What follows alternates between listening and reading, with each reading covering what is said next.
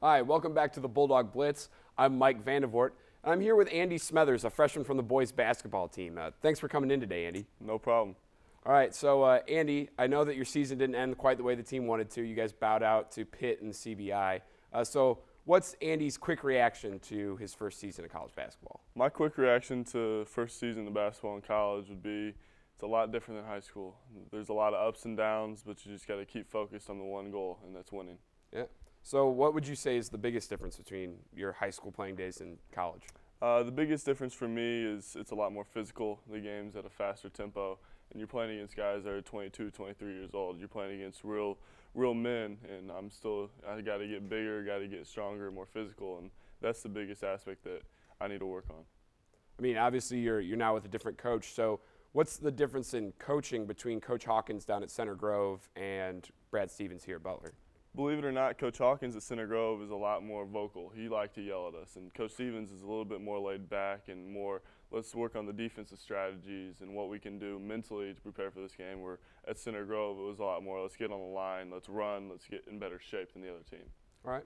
So what's it like being, a local boy, being from Center Grove, or going to Center Grove, being from Bargersville, playing for a town or playing for a team in your hometown, basically?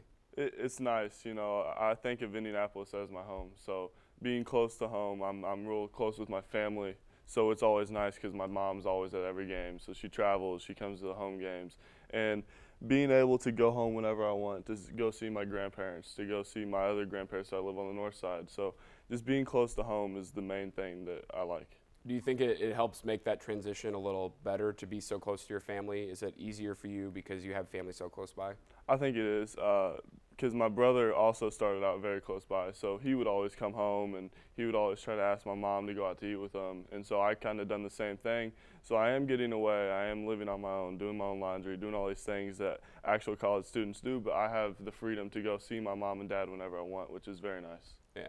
So you said that you feel like you need to get a little bigger, a little stronger to play with the big boys. So now that you've said that, what would you say is your biggest thing that you need to focus on for next season to help yourself improve? Probably just gaining weight. I feel like if I gained 15 pounds, I'd be great because I could get in there, I can bang with the big boys in the paint. So that's the main goal for me, is just to eat as much as I can to try to gain that weight. So if that's what you want to improve on, what would you say has been your most improved so far this season, the aspect of your game that you think developed the best? I think leadership has improved, and I also feel like my game just in general, my defense has gotten a lot better. Because at the beginning of the year, it was tough for me to be able to keep players in front of me when I was guarding them, and I would always get bullied in the post. But towards the end of the season, I found myself being able to have a quicker first step and being able to play post defense pretty well. That's pretty good. So what would you say was your personal highlight for yourself this season? I know you had 17 points versus Oakland. You had 5 threes in that game, like Jordan Taylor did last night, even though Wisconsin lost. And then you had the go-ahead 3 against Green Bay. Is there anything else? Just your personal highlight for yourself? My personal highlight for myself would probably be the end of the Indiana State game, getting my first collegiate dunk. Got the pass from Emerson, so that was a special moment because that's when my mom was always joking with me that I had to get her a dunk this year so I could finally cross it off my list. I got to say, one of those things that everyone talks about is one of those sports achievements is, everyone can hit a home run in Little League. They know what that feels like, but it takes a special kind of person to dunk. And I'm 6'3", and there's no chance that I'm ever going to be able to dunk. So what does that feel like to be able to hold onto the rim and just? It's one of the best feelings you can have, especially in front of a packed Tinkle crowd, because you just have all the emotion of getting up there and slamming it home, and then everybody just erupts in cheering, and it's powerful. It's a powerful feeling. So how you said the Hinkle crowd is really behind you guys a lot. So what is it? How does it feel to be on that court when there's 10,000 screaming fans like there were against Indiana State? That's one of the best feelings you can have. A college home court is one tough thing to play against, and at Hinkle we definitely have that, especially when it's sold out, because that place can get super loud. And for me, coming from Indiana, I know the history of it, so I know all the people that have been there before. And to be able to say that I played on that college court in front of sold-out crowds, nonetheless, is just something that I'll remember that for the rest of my life. It's really cool. I know earlier you said that the biggest thing that's improved for you this season has been your leadership. Is there a certain player that's been on the team that you've really kind of looked up to and their leadership the entire season? Everybody would say Ron Nord. I know he is a great leader, but for me, it was almost more Garrett Butcher. He was a great leader for me. He didn't play much. I didn't play much, so I was able to look and see what he did for the team and what he could bring every day in practice, going as hard as he could. And he was probably the one that had more impact on me this season. All right, so I know those guys are both completely invaluable assets to the team. Who do you see replacing them next year? I think a whole bunch of guys can step up. As you saw, Alex Barlow at the end of the season was stepping in, getting valuable minutes, and contributing to wins. So I think just about anybody can step into Ron's place at the point guard. You got Jackson, you got Alex, you got incoming freshmen, you've got Rodney.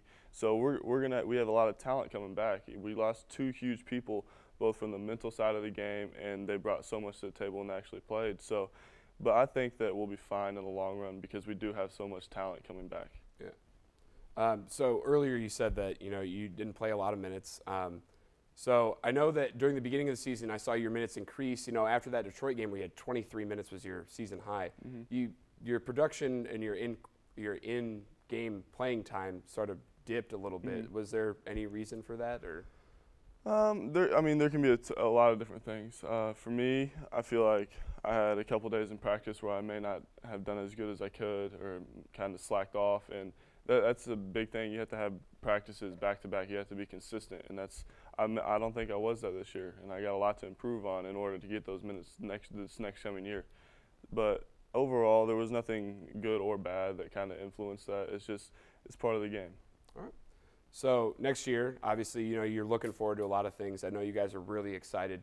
Got a lot of great guys coming in, like Kellen Dunham. Mm-hmm. What's the biggest thing you're looking forward to next year? Is it getting older, new players, just having a higher goal for the season, or?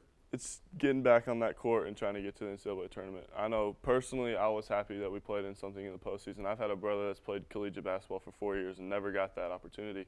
So I took advantage of it. I didn't play much in it, but I got extra practice time for about 2 weeks.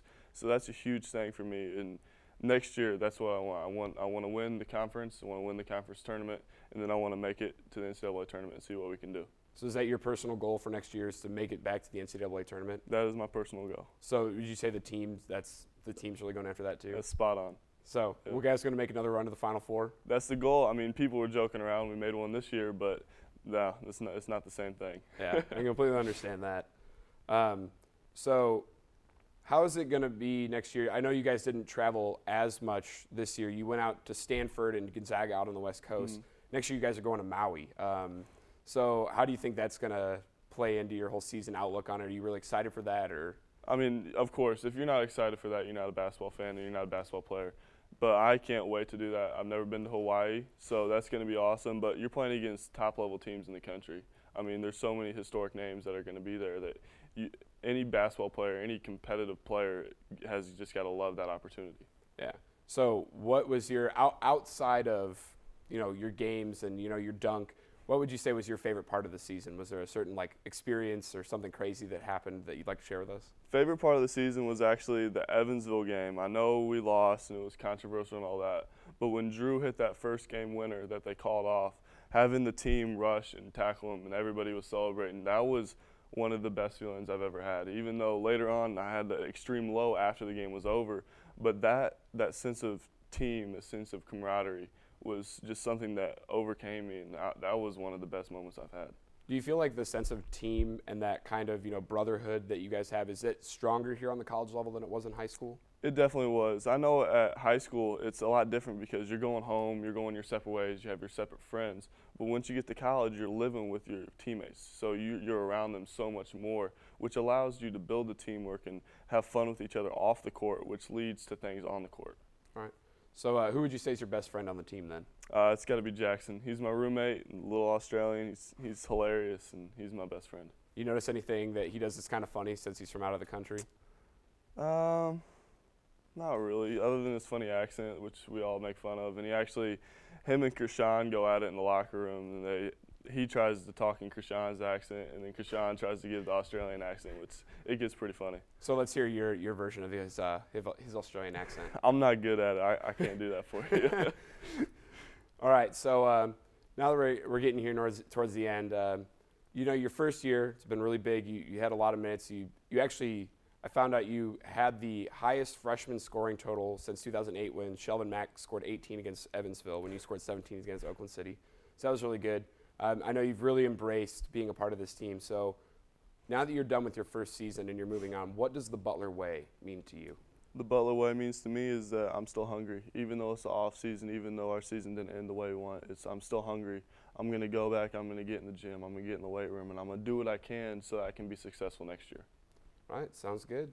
Thanks a lot for coming on, Andy. Thank you. All right, thanks for tuning in. This has been the Bulldog Blitz. I'm Mike Vandervoort, and we'll see you next week.